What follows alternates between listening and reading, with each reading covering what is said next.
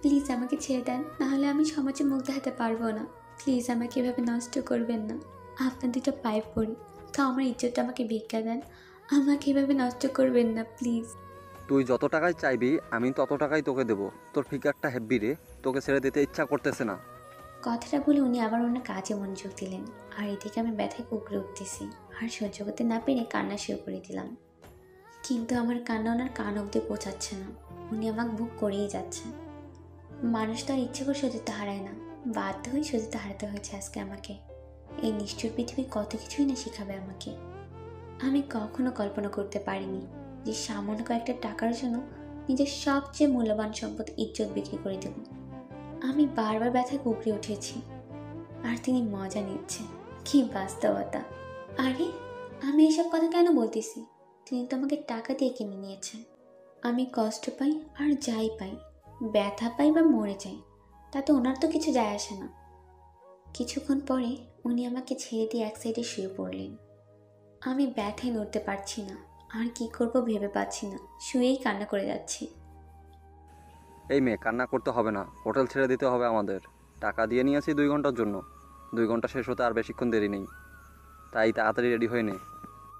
আমি ওনার দিকে ফিরে তাকিয়ে আস্তে আস্তে বিছানা থেকে উঠে চুপচাপ আমার জামা কাপড় পরে নিলাম।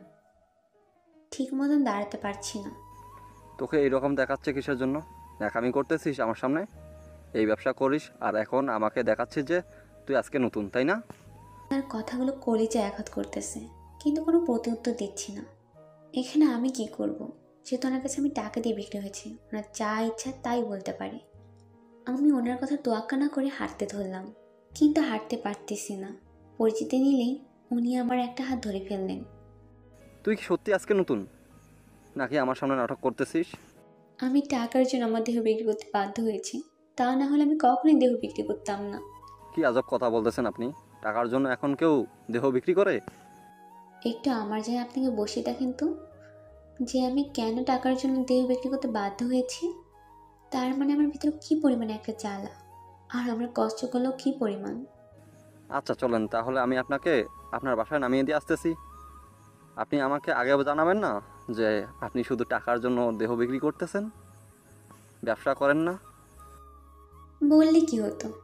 আপনি আমাকে এমনি এমনি টাকা দিয়ে দিতেন? কখনোই না।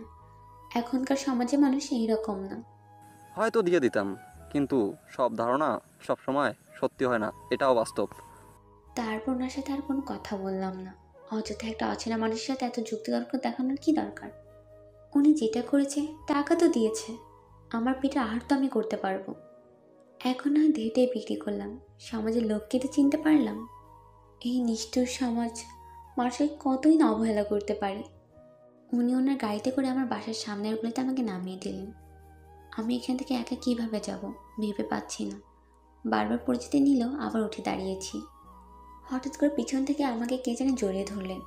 আমি চমকে উঠে ঝাটকে দিয়ে সরে আসতে চাইলাম, সরে আসতে পারলাম না। পিছনে ঘুরে তাকিয়ে দেখি ওই মানুষটা।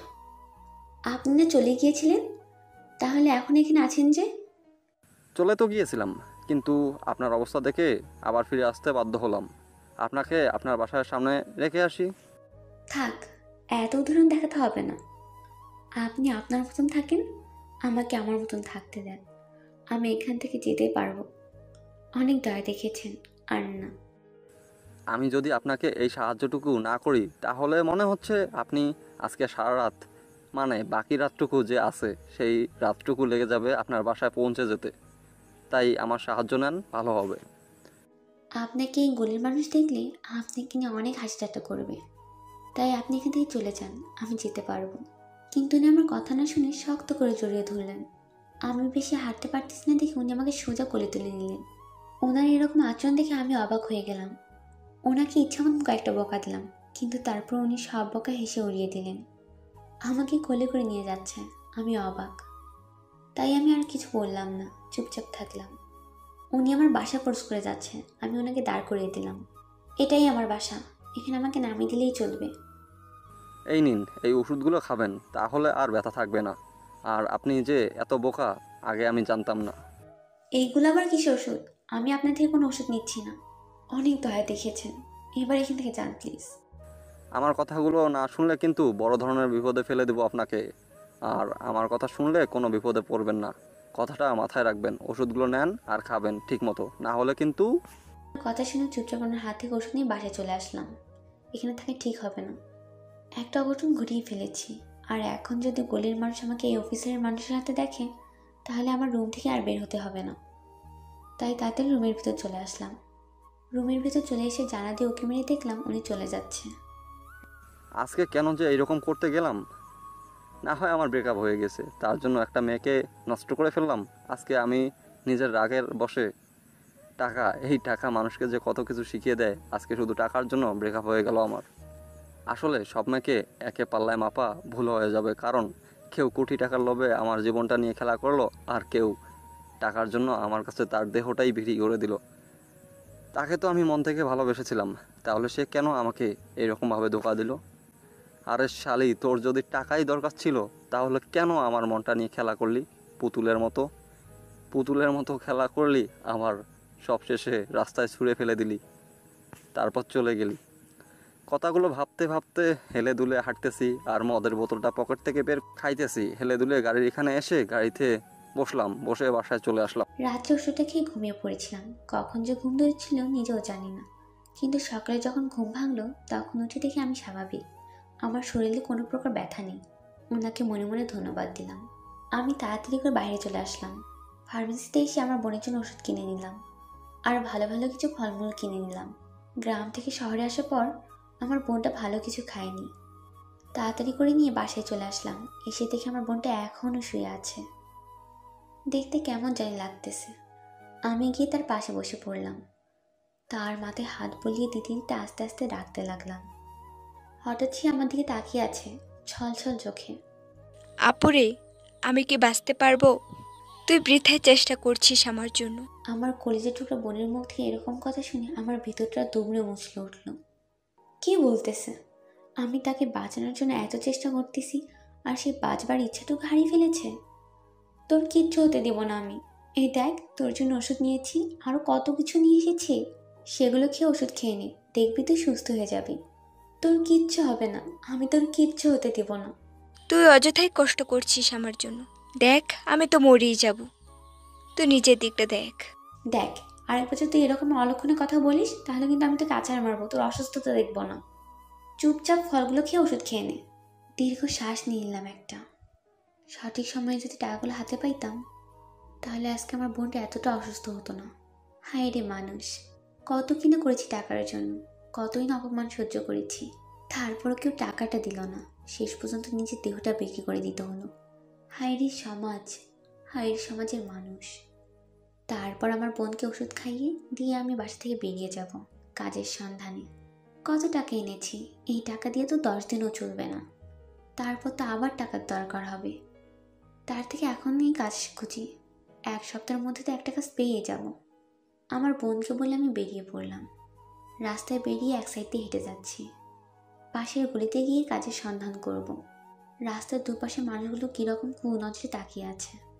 গরিব মানুষ একটু দেখতে সুন্দর হলে যা হয় আর কি, লালসার দৃষ্টিতে সবাই তাকিয়ে থাকে।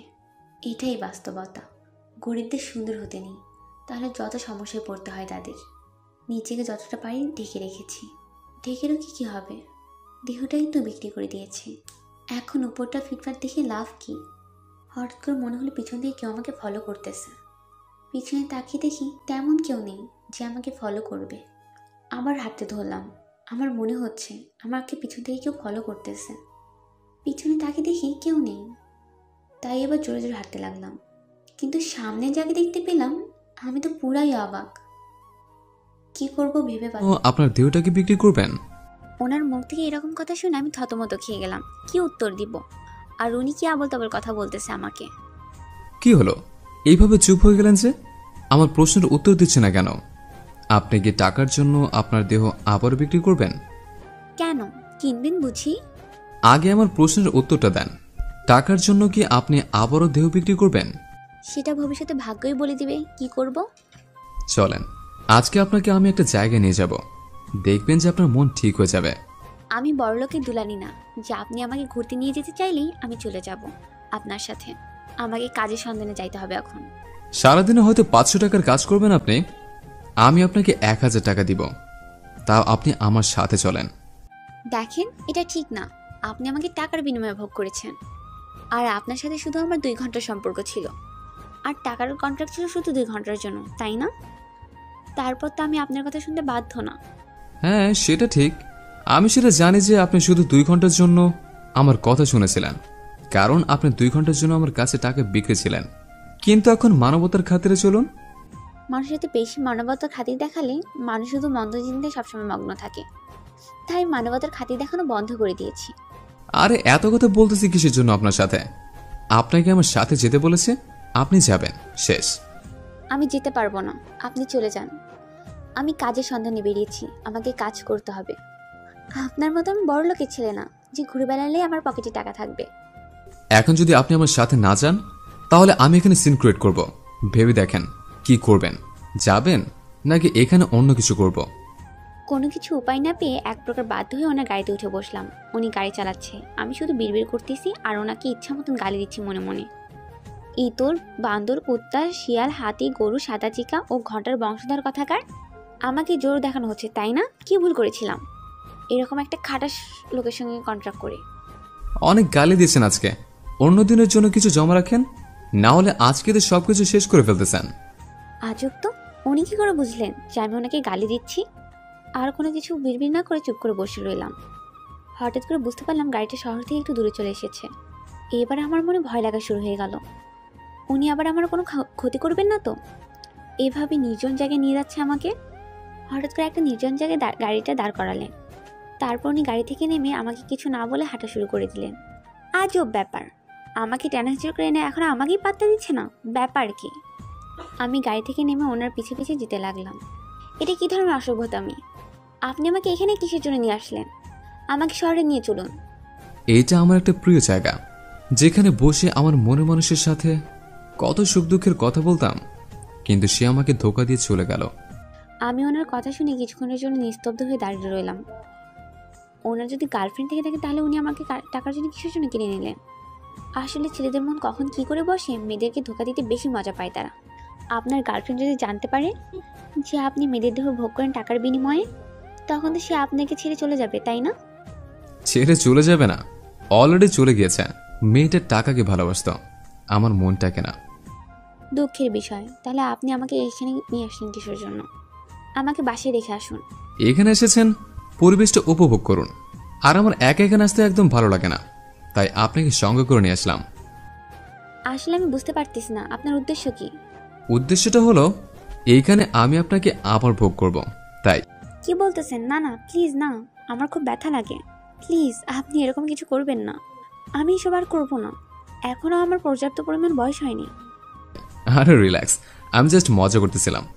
আপনার বক বক শুনে খুব বিরক্ত লাগতেছিল, তাই। সন্ধ্যা হয়ে যাচ্ছে, এখন তো আমরা শহরে ফিরবো, তাই না? না, এখন ফিরবো না, রাতে ফিরবো। সন্ধ্যাটা উপভোগ করুন, অনেক মজা পাবেন। প্রতিদিন আসতে যাবেন এই জায়গায়। না, এই নিজের জায়গায় আমার খুব ভয় করতেছে। যদি কোনো চোর ডাকাত এসে পড়ে তাহলে? যেভাবে ভয় পাচ্ছেন আপনি, মনে হচ্ছে যে আপনি গয়না ভর্তি করে নিয়ে এসেছেন, যে চোরে ডাকাত এসে সেগুলো নিয়ে যাবে। আমাকে এখানে এনে বিপদে ফেলে দিয়ে মজা নিচ্ছেন? আপনার ভালো হবে না। আমি জানি তো আমার ভালো হবে না কখনো, কারণ আমার ভাগ্যটাই খারাপ।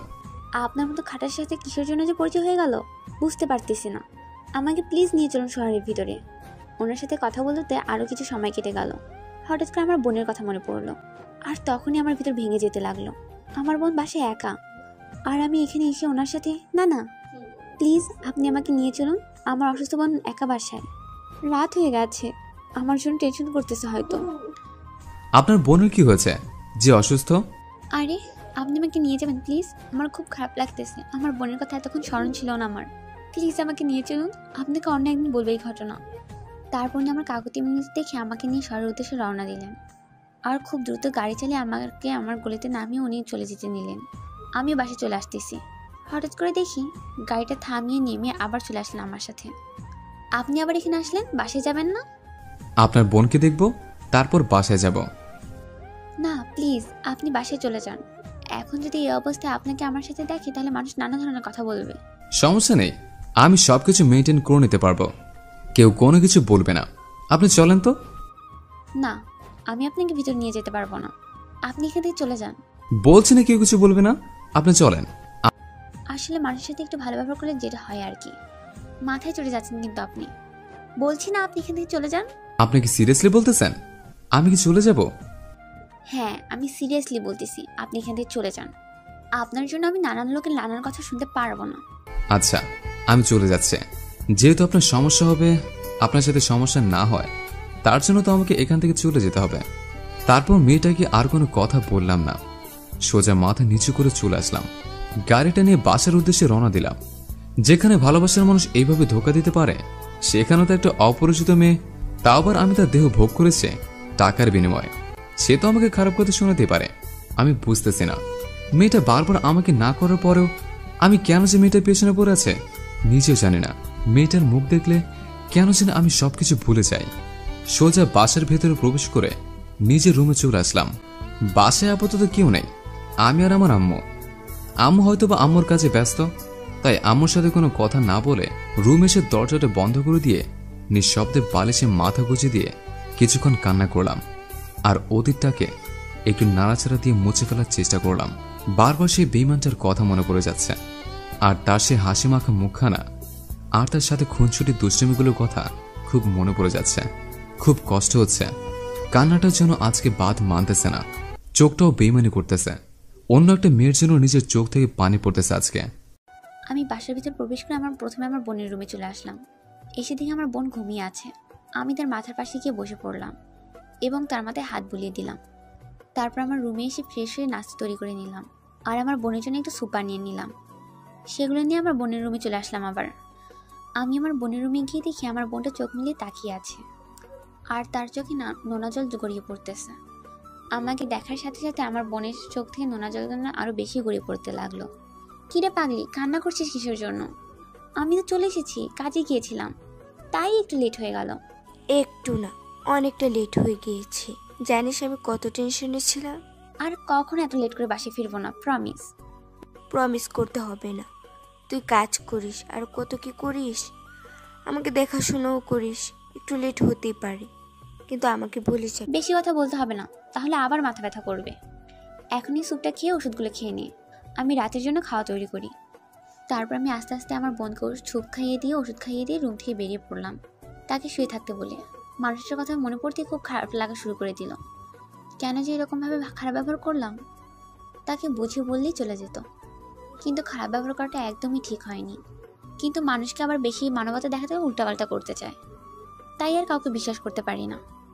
কিন্তু ওনার কিছু কথা কেন যেন আমার মাথায় বারবার ঘুরপাক খাচ্ছে। তার মানে একটা কথা হচ্ছে, তিনি আমাকে বারবার জিজ্ঞেস করতেছিলেন আমি টাকার জন্য আবার দেহ বিক্রি করবো কিনা। কিন্তু এই প্রশ্ন করার আসল উদ্দেশ্য কি? আর ওনার সাথে যখন আমি নির্জন জায়গায় ছিলাম, ওনাকে কেমন যেন উদাসীন দেখাচ্ছিল। আসলে উনি কি ডিপ্রেশনে আছে, নাকি আমাকে দেখাচ্ছে? হঠাৎ করে বাইরে থেকে কলিং বেলের আওয়াজ। তাড়াতাড়ি এসে দরজা খুলে দিলাম। দরজা খুলে বাইরে দাঁড়িয়ে থাকা লোকটাকে দেখে আমি অবাক। উনি এখানে কি করে? আমার মাথা ঘুরতে লাগলো। এখন আমি এসব হ্যান্ডেল করব কিভাবে? আমি তো শেষ হয়ে যাব। না, এটা হতে পারে না। আপনি এখানে কিসের জন্য এসেছেন? লোকে দেখলে কি বলবে? প্লিজ আপনি এখান থেকে চলে যান। আপনার সাথে কিছু ইম্পর্টেন্ট কথা আছে, তার জন্য এখানে আসা, না হলে আসতাম না। কি আজব কথাবার্তা বলতেছেন? আপনার সাথে আমার কি ইম্পর্টেন্ট কথা থাকতে পারে শুনি? আপনার বোনকে দেখতে এসেছে। আপনার বোনের সুস্থতার জন্য যত টাকা লাগে আমি দেব, কিন্তু তার বিনিময়ে আমার কিছু চাই। তার বিনিময়ে আপনি আমার দেহটা চান, তাই না? আসলে সেরকম কিছু না, আমার কথাটা আগে সম্পূর্ণ শুনবেন তো। আমি বুঝে গেছি। এখন হয়তো ভালো ব্যবহার দেখাবেন, কিন্তু 2 দিন পর টাকার জন্য চাপ দিবেন। টাকা দিতে পারবো না, বলবেন দেহ দেন, এটাই তো। আমাকে টাকা দেওয়া লাগবে না, কিন্তু আপনার জন্য আমার কেন জানি মনে হচ্ছে যে।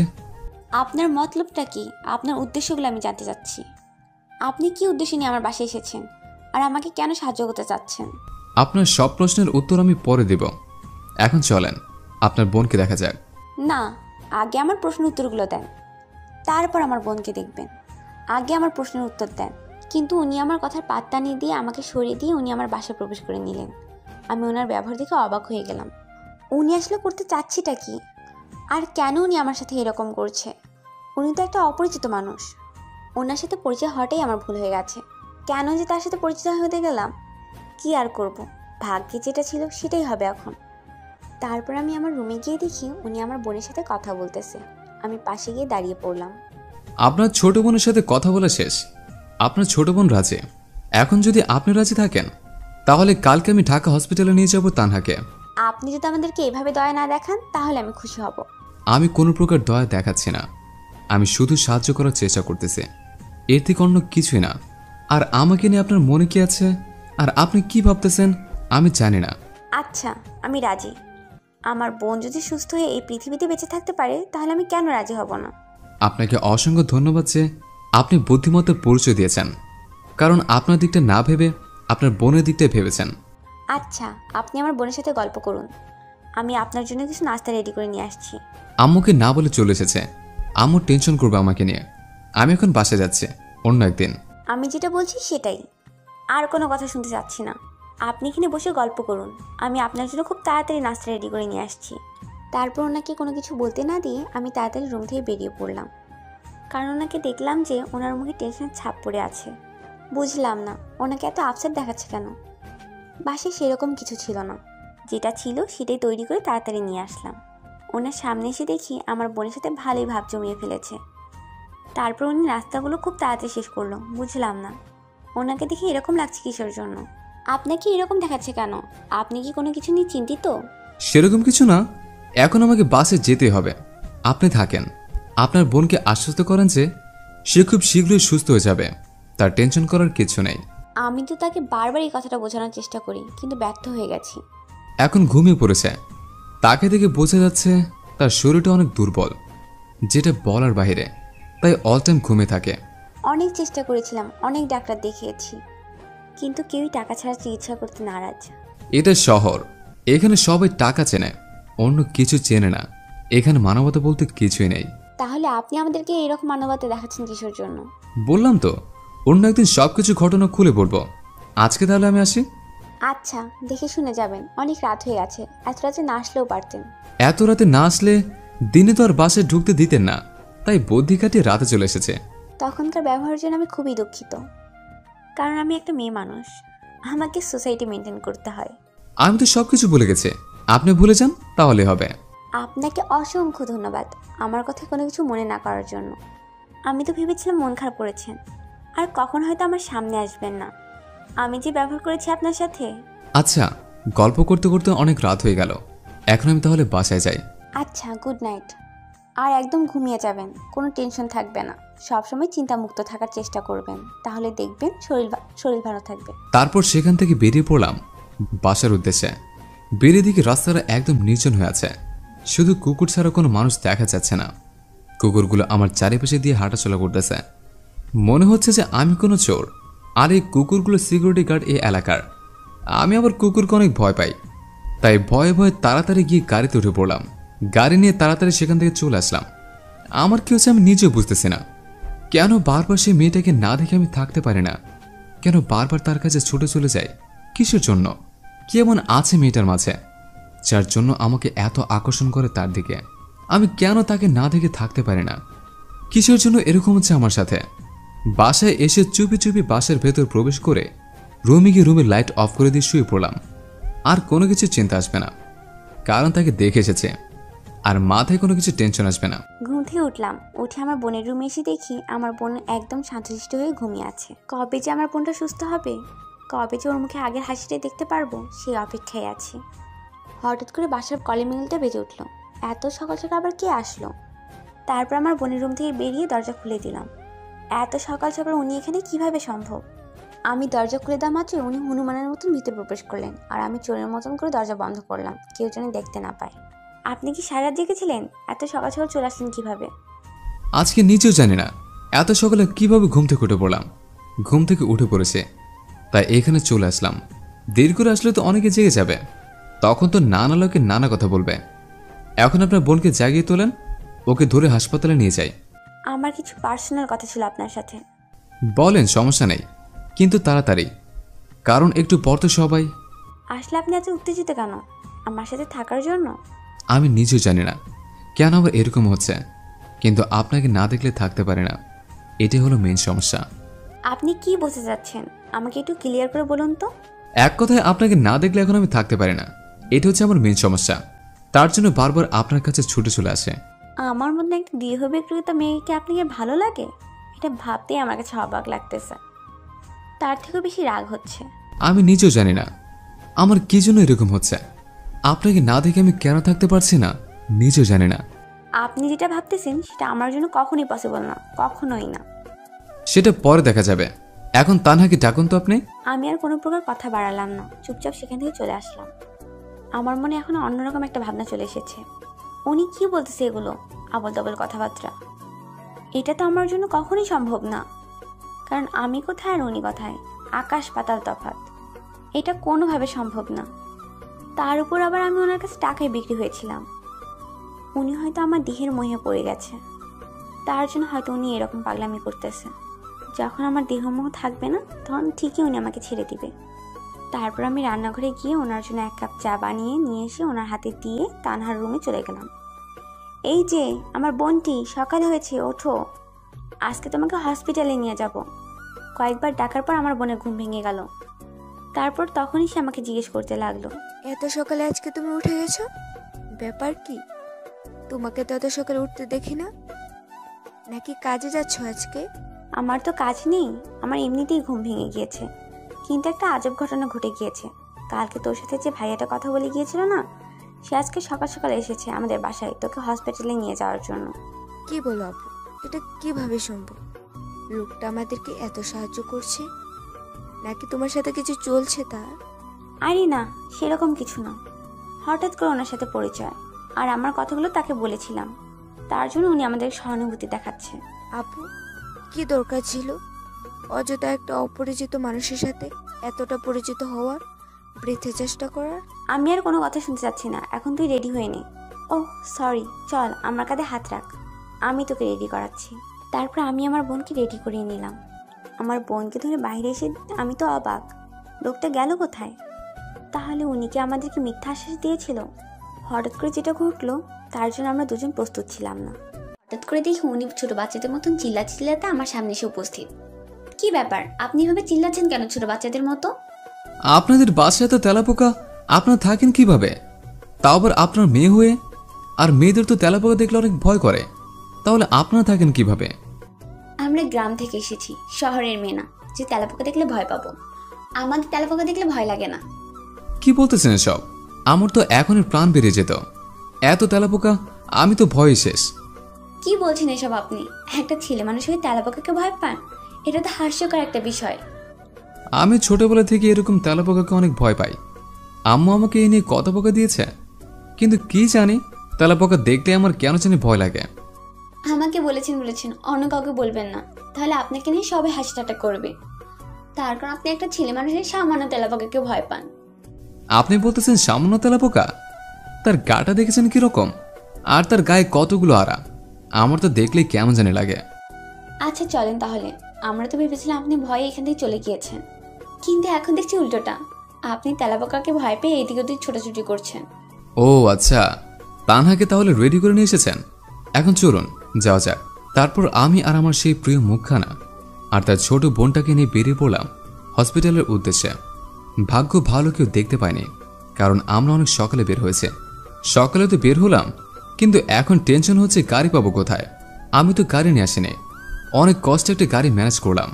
সেই গাড়িতে করে আমাদের এলাকায় আজ একটা ভালো হসপিটাল আছে, সেখানে নিয়ে আসলাম।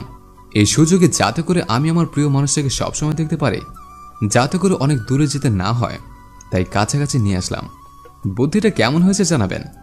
আমি কখনোই কল্পনা করতে পারিনি যে এরকম একটা গরিব ঘরের মেয়েকে এতটা ভালোবাসবো, আর এরকম একটা গরিব ঘরে এত সুন্দর একটা মেয়ে থাকবে।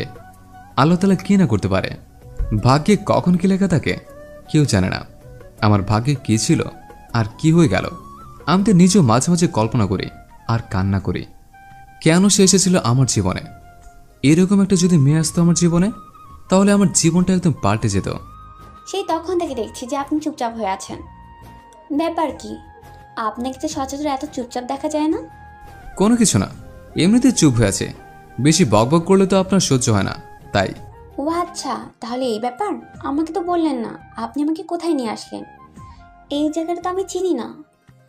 আপনি জায়গা চেনে কি করবেন? এখানে আপনার বোনের ট্রিটমেন্ট হবে, সে সুস্থ হবে, তারপরই আপনারা এখান থেকে চলে যাবেন। এরকম আজব কথাবার্তা বলতেছেন কেন? জায়গা না চিনলে আমি তো কোথাও যাইতে পারবো না, তাই না? তাহলে আমি আছি কিসের জন্য? আমি তো সব জায়গায় নিয়ে যেতে পারবো, তাই এত টেনশন করতে হবে না। আপনার তো অনেক কাজ থাকবে, তাই না? সবসময় তো আপনি আমাদের সঙ্গে থাকতে পারবেন না। আমার কোনো কাজ নেই, শুধু ঘুরে বেড়ানো আমার একমাত্র কাজ। এখন বুঝতে পারছি আপনার মতলবটা। আপনি যেটা ভাবছেন সে বিষয়টা কখনোই সম্ভব না। কোনো কিছু পাওয়ার জন্য চেষ্টা করতে তো সমস্যা নেই, তাই না? চেষ্টার কোনো বিকল্প নেই। কিন্তু আপনার চেষ্টাটা একদম অকল্পনীয়, যেটা কখনোই সম্ভব না। বৃথা চেষ্টা করে সময় নষ্ট করবেন। তার চেয়ে অন্য কাউকে বেছে নেন, সুখে থাকতে পারবেন। আমার সুখটাকেই তো আমি খুঁজতেছি, কিন্তু সুখ যে এত কঠিন ধরা দিচ্ছে না সহজে। তাই কঠিনটাকে তো একটু নরম করতে হবে। নরম করতে হলে তো চেষ্টা করতে হবে। আপনার কথায় মাথা মুন্ডা আমি কিচ্ছু বুঝতে পারছি না, জাস্ট মাথার উপর দিয়ে চলে যাচ্ছে। আপনাকে কিছু বুঝতে হবে না, আমার কথা আমি বুঝলে চলবে। আপনি এখন এখানে বসে থাকেন, আমি একটু বাইরে থেকে আসতেছি। আজব তো, আমি এখানে একা কি করব? আর আমার বোনকে তো কেবিনে শিফট করা হয়েছে। তাহলে আমি আমার বোনের কাছে যাই। আচ্ছা, তাহলে আপনি আপনার বোনের কাছে চলে যান, আমি একটু বাইরে থেকে আসতেছি। আর হ্যাঁ, আপনার ফোন নম্বরটা দেন তো। আমার তো ফোন নেই। ফোন নেই বলতে বাসায় রেখে এসেছি। আমার তো ফোন লাগে না, কেউ নেই যে খোঁজ খবর নেবে। এরকম তো কেউ থাকলে ফোন থাকবে, তাই না? আচ্ছা, তাহলে কোথাও যাবেন না, কেবিনে থাকবেন, বুঝছেন? আমি না শব্দে। কথাটা বলে উনি চলে গেলেন। আমি আমার বোনের কেবিনে এসে বসে পড়লাম। আমার বোনটা ঘুমিয়ে আছে। হে আল্লাহ, তুমি আমার বোনকে খুব তাড়াতাড়ি সুস্থ করে দাও, যেন সে হাসি খুশি থাকতে পারে। আর আমি আমার বোনটার মুখ দেখে সারা জীবন বেঁচে থাকতে পারি। আমি জানি না, এই মানুষটাকে আমি চিনি না। এই মানুষটার সাথে তুমি হঠাৎ করে দেখা করিয়ে দিলে, সেটা যে কোনো উপায়ই হোক না কেন।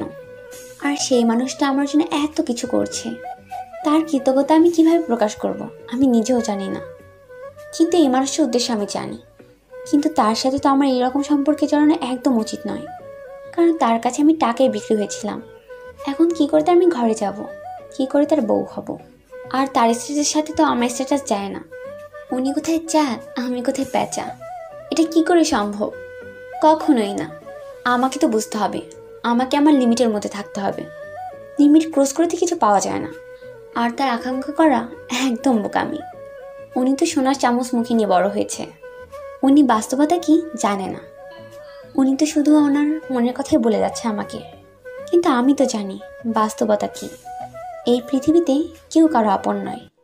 উনি যতই অবুঝের মতন কথা বলুক, কিন্তু আমাকে তো বুঝতে হবে, আমাকে তো আমার পথটা ধরে নিতে হবে। আমি কেন বারবার ওই মুখের মায় হেরে যাচ্ছে? আমি কেন পারছি না তাকে কোনো কিছু বলতে? আমি কেন তার সামনে গেলে দুর্বল হয়ে যায়? আমি আমার মনের ভাবগুলো কেন প্রকাশ করতে পারি না? কেন আমার হার্টবিট এত বেড়ে যায় তার সামনে গেলে? এটাই কি তাহলে প্রকৃত ভালোবাসা? এটাই কি তাহলে সেই ভালোবাসার বন্ধন যেটা বিখ্যাত মানব বলে দিয়েছে যে যাকে দেখলে তোমার হৃদয়ের স্পন্দন বেড়ে যায়, তার সাথে তুমি সারা জীবন কাটিয়ে দাও, তাহলে দেখবে তোমার ভালোবাসাটা কখনো অপবিত্র বা তোমার ভালোবাসাটা কখনো তোমাকে ঠকাবে না। আসলে কিছু কিছু মন্তব্য সবসময় সত্যি রয়ে যায়। প্রথম ভালোবাসা সবসময় ভুল মানুষের সাথেই হয়, কিন্তু দ্বিতীয় ভালোবাসাটা সবসময় সঠিক মানুষের সাথেই হয়। যদি সেই ব্যক্তি দ্বিতীয় ভালোবাসা ধরে রাখতে পারে, তাহলে সে তার ভালোবাসা কখনো হারাবে না। আপনাদের সাথে অনেক বকবক করলাম, অনেক ফ্রি অ্যাডভাইস দিয়ে দিলাম। এখন তো আমার প্রিয়তমার কাছে আমাকে যেতে হবে। অনেকক্ষণ থেকে তার থেকে দূরে আছে। আমার হবু শালিকার জন্য কিছু ভালো মন্দ কিনে নিলাম, নিয়ে চলে আসলাম হসপিটালে। আমার হবু শালিকার কেবিনে প্রবেশ করে দেখে আমার হবু বউটা আমার হবু শালির মাথার পাশে বসে আমার হবু শালিকার মাথায় হাত বোলাচ্ছে। কি ভালোবাসা, দেখলে হিংসে হয়। এরকম করে আমাকে ভালোবাসলে সমস্যা কি? আপনারা আমার জন্য দোয়া করবেন যেন আমি আমার ভালোবাসাটাকে খুব তাড়াতাড়ি আপন করে নিতে পারি। এত মনোযোগ দিয়ে কি নিয়ে টেনশন করা হচ্ছে শুনি? হঠাৎ করে ওনার কথা শুনে চমকে উঠলাম। আমি আমার বোনকে নিয়ে চিন্তা করতেছিলাম। হঠাৎ করে উনি আসবে আমি কল্পনাও করতে পারিনি। কই, কাউকে নিয়ে না তো। আমি এমনিতে আমার বোনকে একটু আদর করে দিচ্ছি। সেটা তো আমি দেখতে পাচ্ছি। এইভাবে আমাকে একটু আদর করে দিলেই তো হয়। কি বললেন? একটু জোরে বলে ভালো হয়, আমি শুনতে পাইনি। কই, তেমন কিছু বলিনি। আমি বলতেছি যে এত টেনশন করতে হবে না, সব কিছু ঠিক হয়ে যাবে আগের মতো। হ্যাঁ, কিন্তু আপনি যে আমাদের এত উপকার করছেন, আপনারা যে কিভাবে কৃতজ্ঞতা জানাবো ভাষা খুঁজে পাচ্ছি না। ভাষা দিয়ে কি হবে? আপনি আমার হয়ে গেলেই তো হয়। আর কোনো কিছুই চাই না। সেটা কখনোই সম্ভব না, কারণ আপনি কোথায় আর আমি কোথায় এইসব চিন্তাধারা মাথা থেকে ঝেড়ে ফেলেন, তাহলে ভালো হবে। আমরা ভাই বোন হয়ে থাকতে পারি। মাথা ঠিক আছে আমার, আমি আমার মতো চেষ্টা করে যাব। সাফল্য আসবে যে কোনো এক সময়, আমার চেষ্টা করতে সমস্যা নেই, আমি চেষ্টা করে যাব। আচ্ছা, আপনি আপনার দিক দিয়ে চেষ্টা করতে থাকেন না, আর আমি আমার দিকে ঠিক থাকলেই হলো। আচ্ছা দেখা যাবে। আপনার মনে আমার জন্য ভালোবাসা তৈরি করে দেখাবো, এটা আমার চ্যালেঞ্জ। আপনি অযথা এরকম পাগলামি করছেন, অন্য মেয়েকে দেখে বিয়ে করে নেন। আপনার মাঝে যে নেশাটা কাজ করে অন্য মেয়ের প্রতি, তো আমার সেই নেশাটা কাজ করে না। এখন কি করব? অনেক ন্যাকামি করছেন। হাতে ওগুলো কি কি হাতে নিয়ে দাঁড়িয়ে আছেন? এইগুলো আমার হবু শালিকার জন্য, তার ঘুম ভেঙে গেলে এগুলো খাইয়ে দিবেন। আপনার কি মনে হচ্ছে না আপনি একটু বেশি বেশি করে ফেলছেন? কোথাও আমি বেশি বেশি করতেছি? আমার মনটা তো এই পর্যন্ত সীমিত, এর থেকে তো বেশি কিছু করতেছে না, তাই না? এটাই তো চাইতেছি আমি। আপনি যে এত কথা বলেন, আপনার সাথে কথা দিয়ে আমি কখনোই পারবো না, সেটা আমি ভালো করেই জানি। আপনার মুখটা এখন বন্ধ রাখবেন প্লিজ। সত্যি বলতেছি, আমি সবসময় চুপচাপ থাকতাম, কিন্তু আপনাকে দেখে যে এত কথা বলা শিখে গেছে সেটা নিজেও কল্পনা করতে পারে না। অনেক হয়েছে, আর চাপাবাজি করতে হবে না। এখন চুপচাপ বসে থাকেন তো। আমি তো চুপচাপ বসে থাকতে চাচ্ছি, কিন্তু পারছি না। আমি আর আপনার মুখ থেকে কোনো কথা শুনতে যাচ্ছি না, আমার কানটা ঝালাপালা করে দিলেন। অভ্যাস করে নিতে হবে না, সারা জীবন যদি শুনতে হবে এখন থেকে অভ্যাস করে নেন, তাহলে পরে সমস্যা হবে না। আপনি না জেগে জেগে স্বপ্ন দেখে বাদ দেন, বুঝলেন? দেখা যাবে আমি জেগে জেগে স্বপ্ন দেখি নাকি ঘুমিয়ে ঘুমিয়ে স্বপ্ন দেখি, সেটা পরেই দেখা যাবে। তারপর উনি সেখান থেকে উঠে হঠাৎ করে আমার পিছনে চলে আসলেন। আর যেটা করলেন সেটার জন্য আমি মোটেও প্রস্তুত ছিলাম না। এরকম কিছু করবেন না, এটা হসপিটাল, যে কোনো সময় ডাক্তার বা নার্স চলে আসতে পারে। প্লিজ আমাকে ছেড়ে দেন। দুপুর সময়, সবাই খাওয়া দাওয়া নিয়ে ব্যস্ত। দেখেন আপনি এরকম করতেছেন কিসের জন্য? প্লিজ আমাকে ছেড়ে দেন। আমি আমার স্বপ্নটাকে পূরণ করার চেষ্টা করতেছি, ডিস্টার্ব করবেন না তো। আমাকে ছেড়ে দিয়ে তারপর আপনি আপনার স্বপ্নটা পূরণ করার জন্য চেষ্টা করেন। আমাকে এভাবে জড়িয়ে ধরে আছেন কেন? আমার ইচ্ছে হয়েছে আমি জড়িয়ে ধরে আছে, তাতে আপনার সমস্যা কোথায়? আমি আমার স্বপ্নটাকে জড়িয়ে ধরে আছে, আপনাকে তো জড়িয়ে ধরে আছে না। অনেক ন্যাকামি হয়েছে, এখন ছেড়ে দেন বলে দিচ্ছি, না হলে। না হলে কি করবেন শুনি? একটু শুনতে তো হবে যে আপনি কি করবেন আমাকে। আমি আপনাকে কিছু করব না, প্লিজ আপনি আমাকে ছেড়ে দিয়ে দূরে গিয়ে দাঁড়িয়ে থাকেন। আমার বোন যে কোনো সময় জেগে যেতে পারে। দেখেন আমার হবু শালিকা কি আরামে ঘুমাচ্ছে, এখন এত জোরে কথা বললে তো তোর ঘুমটা নষ্ট হয়ে যাবে, তাই না? তাকে ডিস্টার্ব করা ঠিক হচ্ছে না। আমি যেমন চুপচাপ আপনাকে জড়িয়ে ধরে আছে, আপনিও চুপচাপ শুধু অনুভব করতে থাকেন। আমার খুব বিরক্ত লাগতেছে, আর আমি কি অনুভব করব শুনি? বিরক্ত লাগবে কিসের জন্য? আপনি শুধু আমার ভালোবাসাটা অনুভব করেন, দেখবেন যে আমাকে ছেড়ে আর কোথাও যাবেন না, আমার কাছেই থাকবেন সব সময়। ওরে হয়েছে, আর ন্যাকামি দেখাতে হবে না, অনেক করেছেন, আর না। এখন আমাকে ছেড়ে দেন, না হলে কিন্তু। না হলে কিন্তু কি? আপনি কি করুন আমাকে, আমি তা দেখতে পাচ্ছি যে আপনি আমাকে কি করতে পারবেন রেগে গিয়ে। আমি আর নিজেকে কন্ট্রোল করতে পারলাম না। আমার খুব বিরক্ত লাগতেছে ওনার এরকম জড়িয়ে ধরাটা, আর ওনার জড়িয়ে ধরাতে আমি কেমন দুর্বল হয়ে যাচ্ছি। আমি চাচ্ছি না ওনার কাছে আমি দুর্বল হয়ে যাই। অনেক কন্ট্রোল করেছি নিজেকে, কিন্তু আর কন্ট্রোল করতে পারছি না। ওনাকে অনেক আকুতি মিনতি করতেছিলাম যে আমাকে ছেড়ে দেন, কিন্তু উনি আমাকে ছেড়ে দিচ্ছে না। শেষ পর্যন্ত আমি আমার রাগটা কন্ট্রোল করতে পারলাম না। হঠাৎ করে সে আমাকে থাপ্পড় মারবে আমি কল্পনা করতে পারিনি যে আমি তার কাছে বিরক্তির কারণ। থাপ্পড় মেরেছে তাতে কি হয়েছে, কিন্তু ভালোবাসাটা তো আদায় করে নিতে হবে। থাপ্পড় খেয়েছে, এখন যদি ভালোবাসা আদায় করে নিতে না পারি তাহলে থাপ্পড় খেয়ে কি করলাম? আমি থাপ্পড় খেয়ে এক সাইডে গিয়ে দাঁড়িয়ে পড়লাম মাথা নিচু করে, আর একটু রাগ দেখিয়ে বেরিয়ে গেলাম কেবিন থেকে। দেখি তার রিয়াকশনটা কিরকম হয়, সে আমাকে থামানোর চেষ্টা করে নাকি সেখানে দাঁড়িয়ে থাকে। আমি বেরিয়ে আসলাম হসপিটাল থেকে, পেছনে ফিরে তাকিয়ে দেখে আমাকে থামানোর জন্য সে আসেনি। তার মানে আমি কি তার মনে আমার জন্য একটুও ভালোবাসা ফুটাতে পারেনি?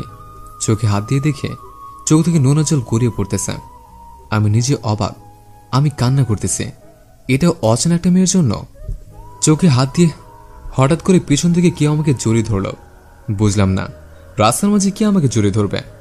পিছন দিকে তাকিয়ে দেখার চেষ্টা করলাম, কিন্তু দেখতে পেলাম না, কারণ মুখটা আমার পিঠে লাগিয়ে দিয়েছে। তাই পিছনে ঘুরে তার মুখটা দেখতে পেলাম না। চেষ্টা করতেছি তাকে সামনে আনার জন্য, কিন্তু পারতেছি না। বেশ কিছুক্ষণ পর আমাকে ছেড়ে দিয়ে আমাকে এক সাইডে টেনে নিয়ে যেতে লাগলো। এবার আমি দেখতে পেলাম তার মুখখানা। তাহলে সে এসেছে, তার মানে আমি সাফল্য অর্জন করতে পেরেছি। আমার চেষ্টা বা আমার একটু রাগ করা বা অভিমান করার যে অভিনয়টা করেছে সেটা সফল হলো। কোথায় যাওয়া হচ্ছে শুনি আমাকে এখানে একা রেখে?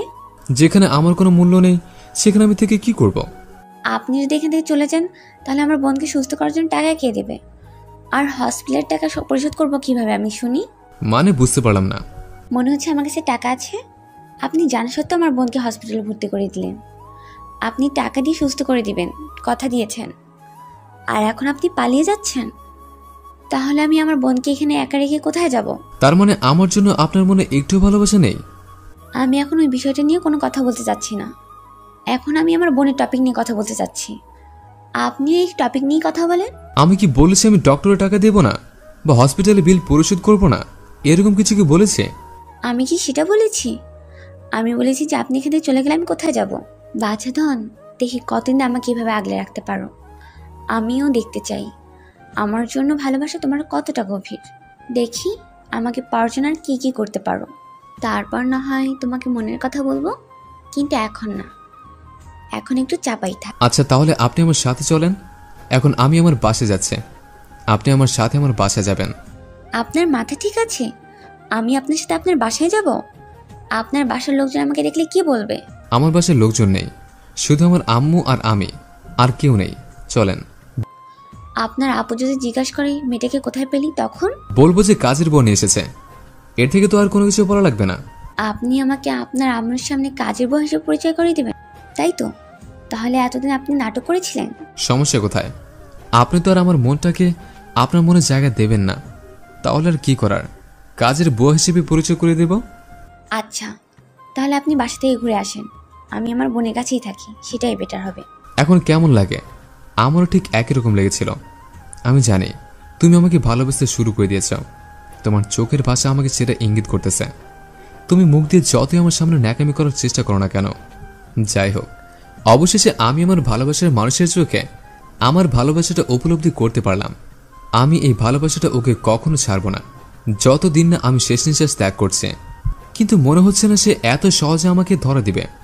খুব চালাকবাজ মেয়ে, এত সহজে কন্ট্রোল আসবে না, খুব কঠিন হবে। কিন্তু মন থেকে তো চলে এসেছে, কিন্তু উপর থেকে এখনো আসেনি। শালা খাটাস কথাকার।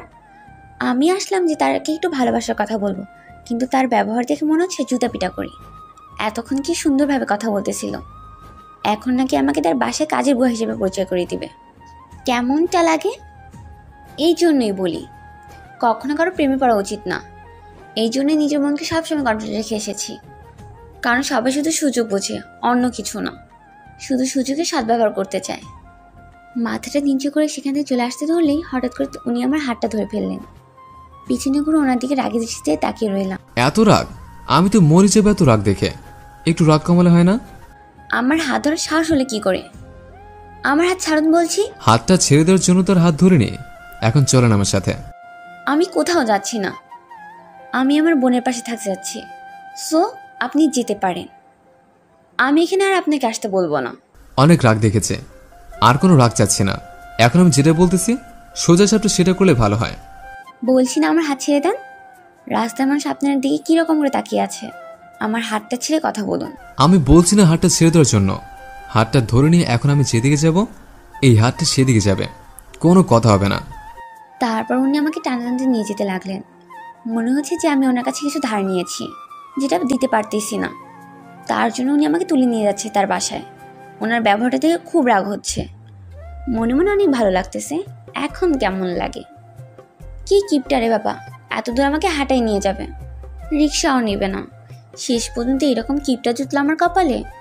আমি কখনো কল্পনা করতে পারিনি। আমি এত দূরে হেঁটে যেতে পারবো না। আপনার বাসা এখান থেকে কত দূরে হবে আমি নিজেও জানি না। জানো না যেহেতু চুপ করে থাকো। আমার বাসা এখান থেকে 50 কিলোমিটার। এখন এখান থেকে আমাকে 50 কিলোমিটার হেঁটে যেতে হবে। কি মাথা ঠিক আছে আপনার? কি বলতেছেন? এখান থেকে 50 কিলোমিটার কিভাবে যাব আমি? নিশ্চয়ই তোমার দুইটা পা আছে, আর সেই পা দিয়ে তুমি হেঁটে যাবে, তাই না? আর সেই পা দিয়ে তুমি হেঁটে যাবে যেভাবে হেঁটে যায় মানুষ। এখন কিন্তু আমার সাথে অন্যায় করা হচ্ছে।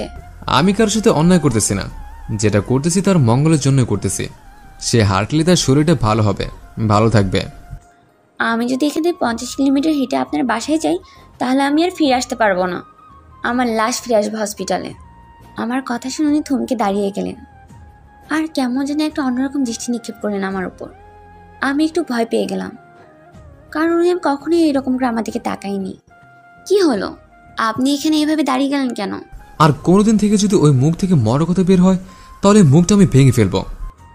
এত সস্তা না যে বললেই ভেঙে ফেলতে পারবেন, বুঝলেন?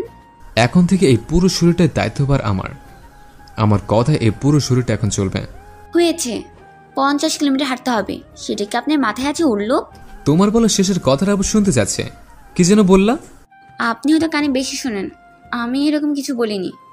আপনি চুপচাপ আপনার বাসার দিকে হাঁটতে থাকেন।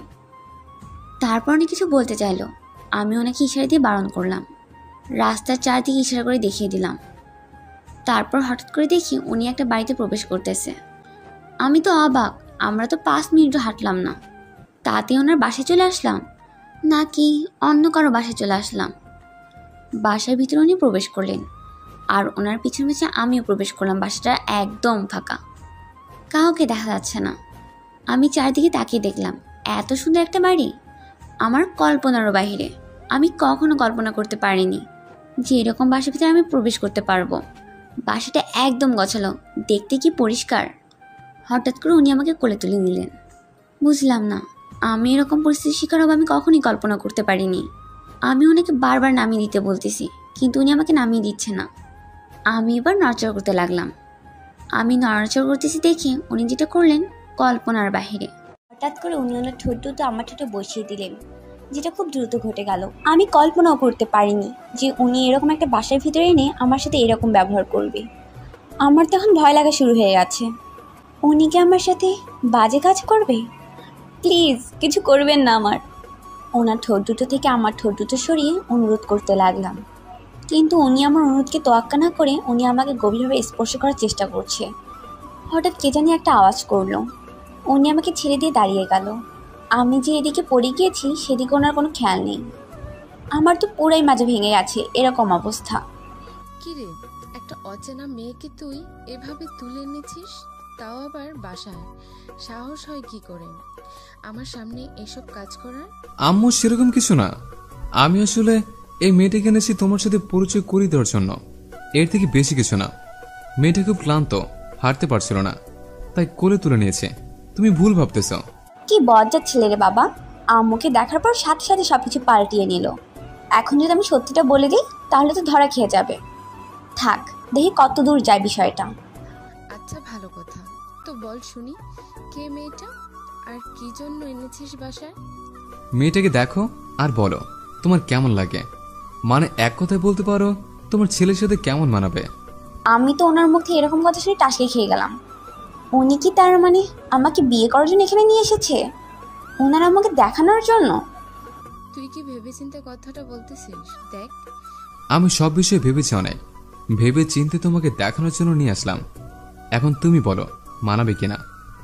আমি যদি এখন বলি যে তোর সাথে মানাবে না, তাহলে তুই কি করবি? আম্মু আমি কোনো কনফিউশন শুনতে চাচ্ছি না। তুমি কনফিউশনের মধ্যে থেকে কথা বলবা না, যা বলবা ভালো করে বলো। আচ্ছা সেই বিষয় না হয় আমি ক্লিয়ার হচ্ছি একটু দেরিতে। আগে তোর মতামতটা শুনতে চাচ্ছি। আমি যে তুই কি দেখে এই মেয়েটাকে বিয়ে করতে যাচ্ছিস? তার ব্যবহার দেখে, তার দারিদ্রতা দেখে এবং তার কিছু গুণ দেখে, এর থেকে আমি আর অন্য কিছু বলতে পারবো না। এখন যদি আমি বলি মেয়েটা গরিব, আমার ঘরের পুত্রবধূ হওয়ার যোগ্য না সে, তাহলে তুই কি করবি? তাহলে কি করার? তোমার এই অঢেল সম্পত্তি ধরে তুমি একা থাকবে, আর আমি এই কাজের মেয়েকে নিয়ে একটা গরিব কুড়ে করে থাকবো। তুই একটা সামান্য মেয়ের জন্য জন্মদাত্রী মাকে ভুলে গিয়ে একটা কুড়ে গড়ে থাকবি, আমাকে ভুলে গিয়ে? আমি তো একবারের জন্য বলিনি যে আমি আমার আম্মুকে ভুলে যাব। আমি বলেছি তাকে নিয়ে কুড়ে করে থাকবো, কিন্তু আমার আম্মুর দেখাশোনা ঠিকই আমি করব। দেখেন, আপনাদের সম্পর্কটা কি রকম আমি জানি না, কিন্তু কথাগুলো শোনার পর যতটুকু মনে হচ্ছে আপনাদের বন্ডিংটা হয়তো একটু খারাপ। আপনার যদি আমাকে পছন্দ না হয় তাহলে আমি কাউকে প্রেশার করব না, আমাকে নিয়ে থাকতে হবে। আমি চাই না আমার জন্য কোনো মায়ের কোল খালি হোক, আর আমি এতটাও স্বার্থপর না। এই মেয়ে, তোমাকে আমাদের মাঝে কথা বলার সাহস কে দিয়েছে? আমরা কি তোমাকে কোনো প্রশ্ন করেছি? আমাদের মা ছেলের মধ্যে কথা হচ্ছে, কথা হবে, তারপর যখন তোমাকে প্রশ্ন করা হবে তখন কথা বলবা। এখন চুপ থাকো। মহিলাটি গভীর কণ্ঠে আমাকে শাসিতভাবে কথাটা ঝাঁঝালো কণ্ঠে শুনিয়ে দিল। আমি থতমত খেয়ে গেলাম। মুখের উপর এভাবে উনি আমাকে ঝাড়ি মেরে দিবে, আমি কখনো বুঝতে পারিনি। যাই হোক, বৃদ্ধ মানুষ, উনি আমাকে ঝাড়ি মারতেই পারে। তার উপর ছেলের সাথে মনে হয় মনোমালিন্যও আছে। আমার এখানে কথা বলা একদম উচিত হয়নি, তাই আমি মাথা নিচু করে একদম নিশ্চুপ হয়ে গেলাম। দেখো আম্মু, মেয়েটা নতুন এসেছে, আর এই শহরে মেয়েটার কেউ নেই। তুমি তাকে যেভাবে শাসিত কণ্ঠে ঝাঁঝালো ঝাড়ি মেরে দিলে, মনে হচ্ছে না তার মনটা ঠিক থাকবে। এখানে তোকে এই বিষয় নিয়ে আমি কোনো কথা বলতে বলিনি। এখন কথা হচ্ছে, তুই যদি মেয়েটাকে নিয়ে সুখে থাকতে পারিস আমার কোনো সমস্যা নেই। তুমি কি আমার উপর রাগ দেখিয়ে কথাটা বলতেছো, নাকি মনের ইচ্ছা অনুযায়ী? আমি এখন কারো কোনো প্রশ্নের উত্তর দিতে রাজি না। আমি রুমে যাচ্ছি, আমার খুব ক্লান্ত লাগছে, ডিস্টার্ব করবি না। আজব ব্যাপার, আজকে হঠাৎ করে তোমার কি হয়ে গেল? আজকে আমার সাথে এরকম ব্যবহার করতেছো কিসের জন্য তুমি? আমি কোনো রকম খারাপ ব্যবহার করতেছি না কারোর সাথে। আমার খারাপ লাগতেছে, আমি এটাই বললাম। এখন কারোর সাথে কথা বলতে ইচ্ছা করতেছে না, আমি রুমে যাচ্ছি। তুমি কিন্তু মেয়েটাকে অপমান করতেছো, কারণ আমি মেয়েটাকে নিয়ে এসেছি। তুমি কথা না বলে চলে যাচ্ছ। আমি কাউকে অপমান করতেছি না। এখানে তুই যদি মনে করিস অপমান করতেছি, তাহলে সেটাই, আমার কিছু আসে যায় না। আচ্ছা আম্মু, আজকে তোমার কি এমন হয়েছে যার জন্য তুমি আমার সাথে এরকম ব্যবহার করতেছো? আমি একদম ঠিক আছি, আমাকে নিয়ে টেনশন করতে হবে না। তুই মেয়েটাকে এনেছিস, বুয়াকে বল নাস্তা পানি দিবে, তারপর যেখানে মেয়ে সেখানে নিয়ে রেখে আসিস, আর বিয়ের দিন তারিখ ঠিক করে আসিস। আমি তোকে বিয়ে করিয়ে দেব। ওনার আম্মু কথাটা বলে সেখান থেকে চলে গেল। আমি বুঝলাম না ওনাদের আসল সম্পর্কটা এরকম কেন। যেভাবে কথা হলো তাদের মধ্যে, মনে হচ্ছে না তারা মা আর সন্তান। কারণ কোনো মা আর সন্তানের মধ্যে যে নিবিড় ভালোবাসা, তাদের মধ্যে সেই নিবিড় ভালোবাসা খুঁজেই পেলাম না। মন খারাপ করবেন না, আমি কিছু মনে করিনি। আমাকে নিয়ে টেনশন করতে হবে না। আমি এই বিষয়টা নিয়ে টেনশন করতেছি না যে আম্মু আমার সাথে কথা বলার জন্য সবসময় রাত জেগে বসে থাকতো। আজকে সেই আম্মুর সাথে এরকম একটা খারাপ ব্যবহার করলাম। আপনার কথার মানেটা আমি বুঝলাম না। আপনি কি আপনার আম্মুকে সবসময় অ্যাভয়েড করে চলেন, তাই তো? অ্যাভয়েড করে চলতাম না, কিন্তু সবসময় আমি একটু কম কথা বলতাম আম্মুর সাথে। হয়তো ওনার মনে এতটাই আঘাত লেগেছে যে ওনার মনটা পাথর হয়ে গেছে। আপনার সাথে কথা বলতে এখন তার লজ্জা করে, বা এরকম হতে পারে যে আপনার জন্য দয়া সাগরটা পুরো ছাই হয়ে গেছে। এরকম হতেই পারে না, কারণ আমার আম্মু এরকম না। দেখেন, সন্তান যদি সবসময় তার জন্মদাত্রী মাকে হাট করে, বা সন্তান হয়ে মায়ের সাথে কথা না বলে, তখন সেই মায়ের বুকের ভিতরে কি জ্বালা বা যন্ত্রণা। আপনি যখন বাবা হবেন, আপনার সন্তান যখন পাত্তা দিবে না, তখন সেই যন্ত্রণা বুঝতে পারবেন। না, এরকম হতে পারে না। আমি সবসময় আমার মন থেকে চাইতাম আমার আম্মু যেন সবসময় হাসি খুশি থাকে, কিন্তু আমার মনের ভেতর এতটাই তোলপাড় চলতেছিল যে আমি আমার আম্মুকে ভুলে গিয়েছিলাম প্রায়। আপনি কি একবার ভেবে দেখেছেন যে আপনি আপনার আম্মুকে প্রায় ভুলেই গিয়েছিলেন? এর মানে হচ্ছে আমি একটা মেয়ের জন্য আমার পুরো পৃথিবীটাকে কষ্ট দিয়েছে। এখন আপনি আপনার আম্মুকে গিয়ে খুশি করবেন, তাহলে দেখবেন আপনি সব সময় সুখে শান্তিতে থাকতে পারবেন। মনে হচ্ছে না এত সহজে আমার আম্মু আমার উপর রাগ কমাবে। দেখে তো বোঝা গেল যে কতটা অভিমান জমে গেছে আমার উপর। মা নামক এই ছোট্ট শব্দটার মর্মটা যে কত বড়, সেটা একটা সন্তানের পক্ষে বোঝা কখনোই ক্ষমতা হয় না। কিন্তু যখন সেই মা দুনিয়া থেকে চলে যায়, তখন সন্তান হাড়ে হাড়ে বুঝতে পারে যে মা কি জিনিস। আজকে আপনার মা পৃথিবীতে বেঁচে আছে। আপনি যখন চাইবেন তখন আপনি আপনার মাকে মা বলে ডাকতে পারবেন, কিন্তু আমি চাইলেও আমার মাকে মা বলে ডাকতে পারবো না। আমি চাইলেও মায়ের মুখখানে একবার দর্শন করতে পারি না। জানেন আমার কলিজাটা কতটা ফেটে যায়। আপনার আম্মুর সাথে যখন আপনি কথা বলছিলেন, আমার ভিতরটা একদম ফেটে যাচ্ছিল। কারণ আমার যদি আজকে আম্মু থাকতো, তাহলে হয়তো আজকে আমার এতটা হতদরিদ্র হতে হতো না। দেখো, এভাবে কান্না করলে চলবে না। সবাইকে পৃথিবী ছেড়ে চলে যেতে হবে। এতটা ভেঙে পড়লে চলবে না। বেঁচে থাকতে তো হবেই, তাই না? যখন আমাদের মরণ আসবে তখন আমরাও পৃথিবী ছেড়ে চলে যাব, কিন্তু চেষ্টা করতে হবে যতদিন বেঁচে থাকবো ভালো মতো যাতে করে বেঁচে থাকতে পারি। আমার জীবনে যে এরকম একটা কালো অধ্যায় আসবে আমি কখনো কল্পনা করতে পারিনি। যখন ছোট ছিলাম কতই না সুখী ছিলাম। আপু ছিল, আম্মু ছিল, ছোট ভাইরা ছিল। আপনার যদি আব্বু ছিল, আম্মু ছিল, ছোট ভাইরা ছিল, তাহলে আপনি এখন একা কিভাবে হয়ে গেলেন? শুধু আপনার বোন আপনার সাথে, বাকিরা কই? তারপর নাকি সব কিছু খুলে বললাম, কী কী হয়েছিল আমার ফ্যামিলির সাথে, কী জন্য আজকে আমরা এতিম। সেই কালো অধ্যায়, সেই কালো রাত্রের কথা। সেদিন আমার আব্বু আমাকে খুন করে একদল ডাকাত। সেই রাতটা যে আমি কীভাবে পার করে দিলাম আমি নিজেও জানি না। আমি কোথায় ছিলাম, কোন দিকে ছিলাম, কোন দিক থেকে কোথায় গিয়েছিলাম। এখন এভাবে কান্না করে কি লাভ? যা যা হবার সেটা তো হয়ে গেছে। আমার এখন কি মনে হচ্ছে জানেন? আমি একটা স্বপ্ন দেখছি। যখন আমার ঘুমটা ভেঙে যাবে তখন আমার স্বপ্নটাও চলে যাবে। হঠাৎ করে এরকম হওয়ার কারণ? এই যে আপনি আমাকে আশা দেখাচ্ছেন যে আপনি আমাকে বিয়ে করবেন, একটা সুখী সংসার হবে আমাদের। এটা আবার স্বপ্ন দেখার কি আছে? এটা তো বাস্তব। আমি নিজেও জানি না কেন তোমাকে এত ভালো লাগে। তোমাকে দু চোখের সামনে না দেখলে আমি এক মুহূর্ত স্থির থাকতে পারি না। এটা কি ভালোবাসা নাকি অন্য কিছু আমি জানি না, কিন্তু আমার এখন মনে হয় যে তোমাকে ছাড়া আমার থাকা সম্ভব না। কয়েকদিন পর দেখবেন এই মায়া আর আমার উপর কাজ করবে না, অন্য একটা মেয়ের উপর এই মায়া কাজ করবে আপনার। আমার মনে হয় সেরকম কিচ্ছু হবে না, কারণ আমি অনেক চেষ্টা করেছি অন্য মেয়ের উপর এরকম মায়া কাজ করানোর, কিন্তু আমি ব্যর্থ হয়ে গেছে। আচ্ছা, কেন আপনি আমাকে মিথ্যা স্বপ্নগুলো দেখাচ্ছেন? কই, আমি তো মিথ্যা স্বপ্ন দেখাচ্ছি না। আমি তো শুধু আমার ভালোবাসাটাকে আপন করে নিচ্ছি। অনেক হয়েছে, চলেন এখন। আপনার আম্মুর রাগ ভাঙাবেন, যে কোনো প্রকারই হোক, হাত পা ধরে হলেও। আমি কি করব না করব বুঝতে পারতেছি না। আমি কখনো এরকম করিনি। আজকেই করবেন, তাতে সমস্যা কোথায়? এখন চলেন। তারপর ওনাকে নিয়ে ওনার আম্মুর রুমে চলে আসলাম। অনেক কষ্টে ওনার আম্মুকে হাসি মুখে ফিরিয়ে নিয়ে আসলাম। অনেক কষ্ট হয়েছে, উনি অনেকক্ষণ পা ধরে কান্না করেছে। তারপর উনি আর সহ্য করতে না পেরে ওনার সব কিছু ক্ষমা করে দিয়েছে, বুকে জড়িয়ে নিয়েছে। এটা যেন অন্যরকম একটা আবেগঘন অনুভূতি। সরি রিমা, আমি তখন তোমার সাথে কত খারাপ ব্যবহার করেছি, তারপরও তুমি আমার সাথে এরকম ভাবে কথা বলতেছো। বর্তমান যুগে এরকম মেয়ে পাওয়া সত্যি ভাগ্যের ব্যাপার।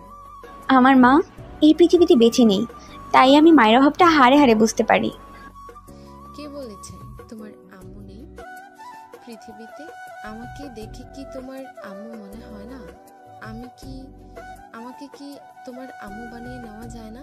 আমি কি বলবো, কি করব বুঝতে পারছি না, তাই মাথা নিচু করে চুপচাপ দাঁড়িয়ে রইলাম। কি হলো, কথা বলতেছো না যে? আমাকে কি তোমার আম্মু বানিয়ে নেওয়া যায় না? আমি আর নিজেকে ধরে রাখতে পারলাম না, আমি সোজা ওনাকে ঝাপটে জড়িয়ে ধরলাম। আমার নিজের অজান্তে আমার চোখ দিয়ে নোনা জল গড়িয়ে পড়লো। আজ কতদিন বাদে মা ডাক দিতে পারবো। পাগলি মেয়ে, কান্না করতে হবে না। আমি ওনাকে জড়িয়ে ধরে রইলাম অনেক শক্ত করে, কারণ এতদিন পর কেউ আমাকে এতটা স্নেহ করবে, এতটা মমতা দিচ্ছে, ভালোবাসা দিচ্ছে।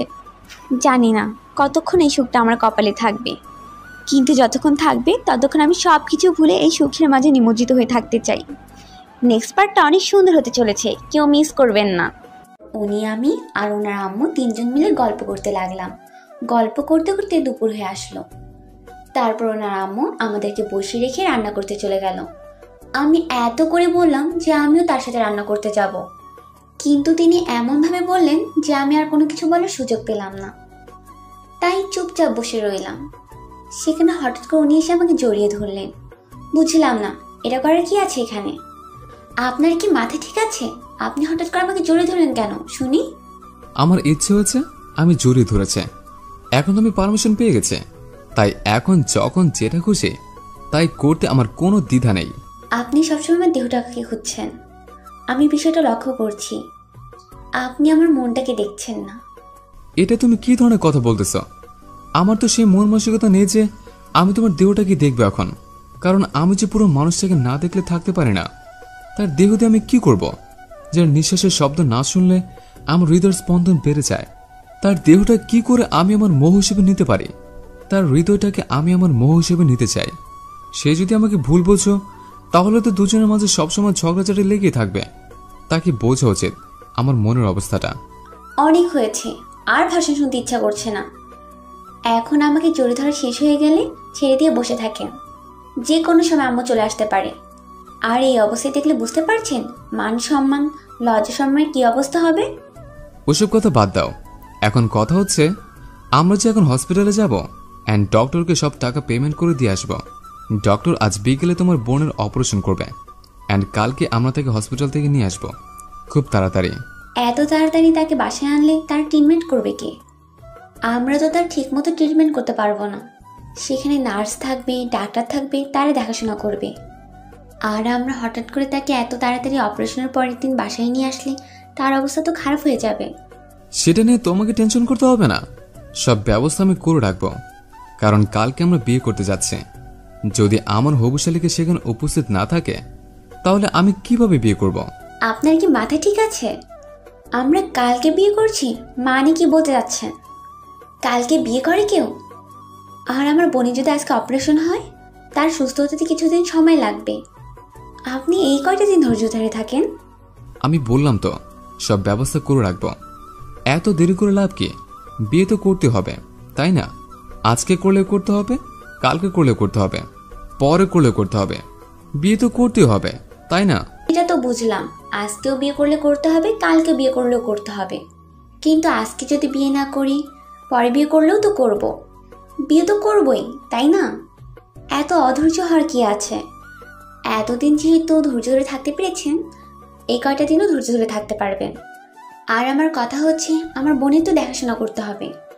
আর আমরা যদি বিয়ে করে ফেলি, আমি তো আপনাকে সময় দেব না, আমার বোনকে সময় দেব। অথচ একটা কথা ভেবে দেখেন, আমার বোন যদি সুস্থ হয়ে যায়, তাকে তো আর দেখাশোনা করতে হবে না। তখন তো আপনাকেই সময় দিতে পারবো। এখন আপনি ভেবে দেখেন কোনটা করবেন। আমরা তো নার্স রাখবই আমার হবু শালিকাকে দেখাশোনা করার জন্য। তাকে নার্স দেখাশোনা করবে আর আমরা আমাদের মতো রোমান্স করব। হয়েছে, নার্সের দেখাশোনা আর আমার দেখাশোনা আকাশ পাতাল তফাৎ।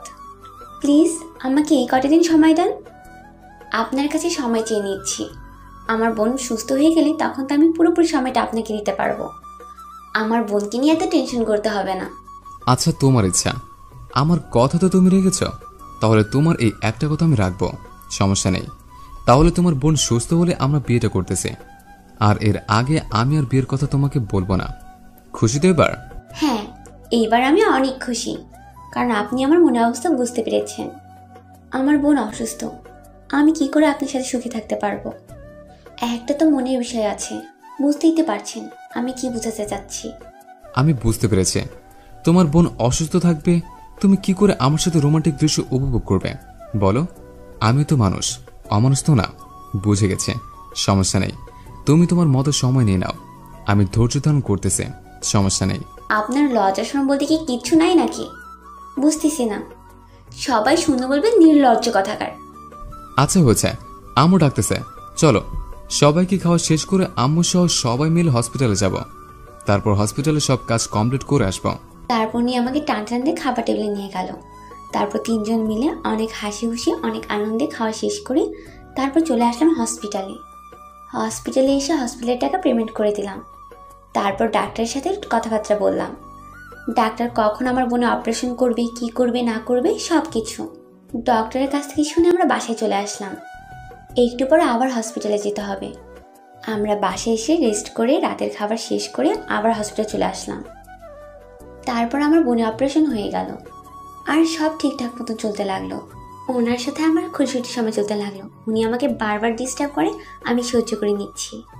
সারা জীবনই পাগল মানুষের সাথে থাকতে হবে, তার পাগলামো তো আমাকেই মেনে নিতে হবে। আমি বাসের ঘরে বসে আছি, উনি বাইরে ওনার বন্ধুদের সাথে আড্ডা দিচ্ছে। কীরকম লাগে, মেজাজটা গরম হয়ে যাচ্ছে। বিয়ের জন্য এত তাড়া দিচ্ছিল, আর এখন বিয়ে করার পর খুঁজেই পাওয়া যাচ্ছে না। এই জন্যই বলে বিয়ের আগে মানুষের রূপ একটা, বিয়ের পর মানুষের রূপ পরিবর্তন হয়। কিন্তু আজকে বাসরাতে অথচ ঠিক সময় আসা উচিত ছিল, কিন্তু উনি ওনার বন্ধুদের সাথে বিজি। ঘড়ি কাটে টিকটিক করতে লাগলো। দেখলাম 12টা বেজে গেল। এবার আর নিজেকে সামনে রাখতে পারলাম না, উঠে যেতে ধরলাম। দেখি দরজা খোলার শব্দ, তাড়াতাড়ি এসে বসে পড়লাম আবার নববধূর মতো। আর চোখে তাকিয়ে দেখি উনি আমার দিকে এগিয়ে আসছে। আমার হৃদয়ে কেউ মনে হয় হাতুড়ি দিয়ে হাতুড়ি পিটাচ্ছে। বুঝতে পারতেছি না আজকে এরকম হচ্ছে কেন। উনি তো এর আগেও আমার কাছে এসেছিল, তখন তো এরকম হয়নি, কিন্তু আজকে এরকম হওয়ার কারণ কি? অন্যরকম একটা ফিলিংস কাজ করতেছে নিজের মধ্যে। শেষ পর্যন্ত আমি আমার হৃদয়ের স্পন্দনকে বিয়ে করে নিলাম আর সারা জীবনের জন্য বেঁধে নিলাম আমার মনের সাথে। তার মন এখন সেটা চাইলেও আমার কাছ থেকে দূরে চলে যেতে পারবে না। আপনার এই বয়ান শোনার জন্য আমি এতক্ষণ ধরে এখানে অপেক্ষা করছিলাম। আপনি গেছিলেন কোথায়? আপনার কোনো খোঁজ খবর ছিল না? বিয়ে করার পর তো একদম উধাও হয়ে গেলেন। তোমাকে শুধু একটু বোঝানোর চেষ্টা করলাম যে অপেক্ষা জিনিসটা কতটা কষ্টকর। আমি তাহলে কিভাবে অপেক্ষা করতেছিলাম এতদিন? আজ তুমি তো একটু অপেক্ষা করতে পারছো না আমাকে ছাড়া। ব্যাপারটা বুঝলাম না। আপনাকে আর বুঝতে হবে না, আমি আর কতক্ষণ এইভাবে বসে থাকবো এই ভারী জামা কাপড় পরে? আপনি কি এখন আমাকে এখান থেকে উদ্ধার করবেন? ও আচ্ছা, এই ব্যাপার তাহলে। আচ্ছা, তোমাকে মুক্ত করে দিচ্ছি সবকিছু। তারপর আমি ধীরে ধীরে আমার বউকে একটু কাছে টেনে নিলাম। আস্তে আস্তে পুরো মানুষটাকে আমার কাছে টেনে নিলাম। দেখতে আজকে অন্যরকম লাগতেছে। আমি তাকে দেখে ফিদে হয়ে যাচ্ছে আর তার রূপের মাঝে নিমজ্জিত হয়ে যাচ্ছে। নিজেকে আর ধরে রাখতে পারলাম না। আরে এটা কি রকম ব্যবহার হচ্ছে? ছেড়ে দেন, এখন এসব করার সময়। কিন্তু কে শুনে কার কথা? উনি ওনার ঠোঁট দুটো দিয়ে আমার ঠোঁট দুটো আঁকড়ে ধরলেন, আর এক হাত আমার পিঠে রাখলেন, আর অন্য হাত দিয়ে আমার গলা ধরলেন। আমি কিছু বললাম না, কারণ আজকে আমার ইচ্ছা করতেছে ওনার স্পর্শগুলো পেতে। কারণ এখন তো উনি আমার স্বামী, এখন আমরা নতুন বন্ধনে আবদ্ধ হয়েছি, আর এটাতে সব কিছু বৈধ। তাহলে সমস্যা কোথায়? আস্তে আস্তে হারিয়ে গেলাম ভালোবাসার অতুল সাগরে, যে সাগরে তলদেশ বলতে কিছু নেই। কারণ এই ভালোবাসার সাগরে শুধু নিমজ্জিত হওয়া যায়, এখান থেকে উদ্ধার হওয়া যায় না। তারপর উনি আমাকে আদর করতে লাগলো, আর আমি ওনার আদরগুলো উপভোগ করতে লাগলাম। আরে আপনারা এখানে কি করেন? আমরা তো এখন এখান থেকে বিদায় নিচ্ছি। আপনারা আপনার ভালোবাসার মানুষকে কাছে টেনে নেন, তাকে বিয়ে করেন, তাকে আদর করেন, তার আদরগুলো উপভোগ করেন, আর জীবনটা সুখময় করে তোলেন। আর হ্যাঁ, নামাজ পড়তে ভুলবেন না। সব সময় আল্লাহর কাছে প্রিয় মানুষটাকে চাইবেন আর তার সুস্থতা কামনা করবেন।